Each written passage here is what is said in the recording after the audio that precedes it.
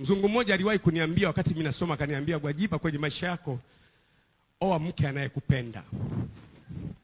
Nikamwambia kwa nini?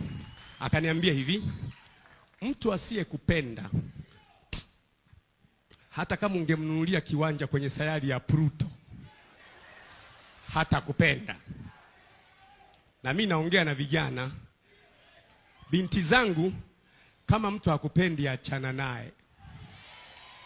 Kwa sababu hakuna utakachofanya asiyekupenda akupende. Hata kama ukimnunulia kiwanja kwenye Jupiter, ukamwambia mpenzi, nimekununulia kiwanja kwenye sayari ya Jupiter, hata kupenda. Upendo ni natural. Unacho huna, anakupenda. Umevunjika mguu na pua ndefu, anakupenda. Una mimasikio mikubwa kama ya kwangu hii, anasema siangalii sura. We ni mfupi kama mche wa sabuni, hakuna tatizo. We ni mrefu sana kama ngongote, hamna tatizo. Upendo wa kweli hauna masharti. Una mafuta, huna mafuta, na kupenda. Una kazi, huna kazi, na kupenda. Una mume, huna mume, na kupenda.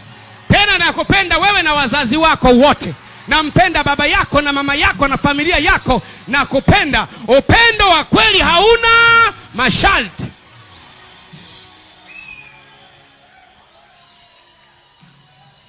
Halo.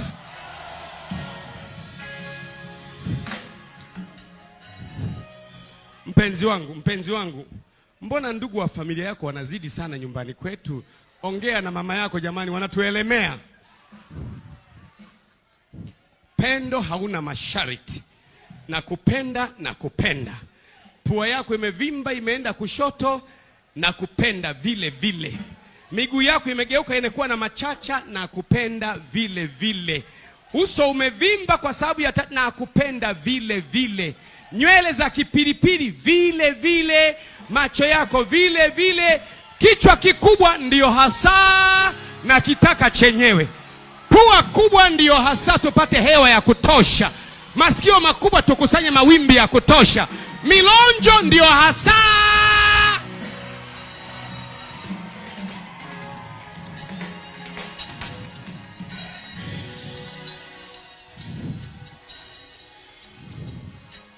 Ukiona mtu anasema nakupenda, ila hata kabla hajamalizia ondoka.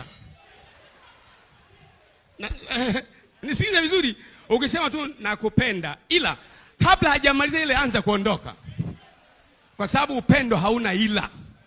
Ukimpenda mtu nampenda tu. Kwa maana Kristo alitupenda tungali bado wenye dhambi, akafa msalabani kwa ajili yetu. Hatukuwa safi, tulikuwa wenye dhambi. Huwa nawashangaa watu wanaosema kwamba namtafuta Bwana. Bwana hajapotea, ndiye anakutafuta wewe. Huwa nawashangaa sana watu watasema namtafuta Bwana. Amepotea Bwana? Wewe, Bwana ndiye alikutafuta. Alikuja kutafuta na kuokoa kilichopo ambayo ni wewe. Eti namtafuta Bwana. Bwana hajapotea rafiki. Sikiliza vizuri. Mwambie mwenzako leo, wa nyumbani kwangu au kanisani kwangu au kwenye ukoo wangu wanaosababisha vita, leo mwisho wao kwa jina la Yesu.